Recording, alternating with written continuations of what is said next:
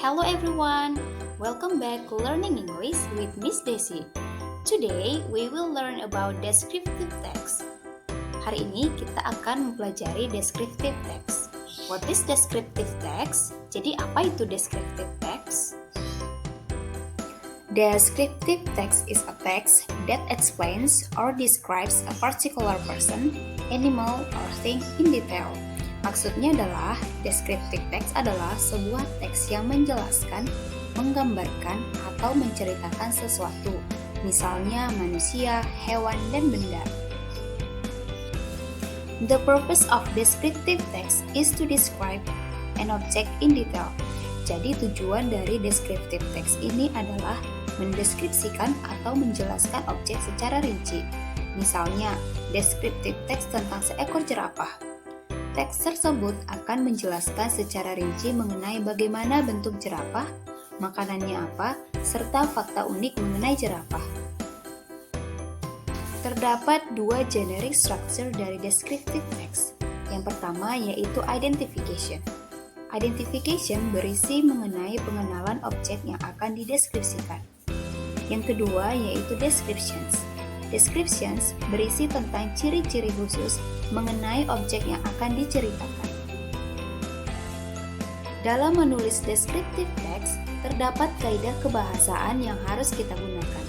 Yang pertama yaitu menggunakan adjektif atau kata sifat, misalnya cute, tame, small, and big.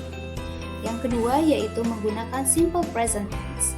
Dan yang ketiga yaitu menggunakan kata kerja yang menunjukkan sebuah kegiatan atau aktivitas yang bisa dilihat, misalnya walk, run, and sleep.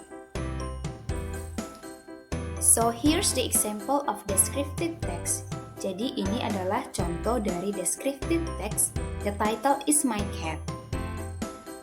My cat. I have a cat in my house. The cat is male. I like call him Popeye.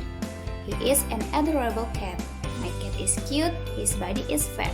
He has brown fur. Nah, dari teks tersebut, paragraf pertama disebut sebagai identification.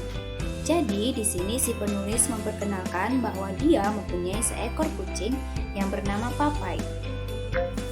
Paragraf selanjutnya, I really love to cuddle him because his fur feels soft. Every morning, my mother gives a feast.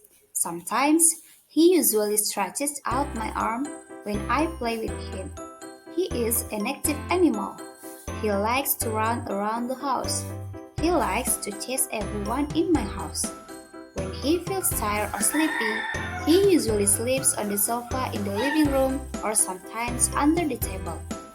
Nah, di paragraf kedua ini, si penulis menjelaskan kepada si pembaca mengenai kebiasaan si kucing tersebut, seperti he likes to run, he likes to chase everyone, he sleeps on the sofa, dan sebagainya.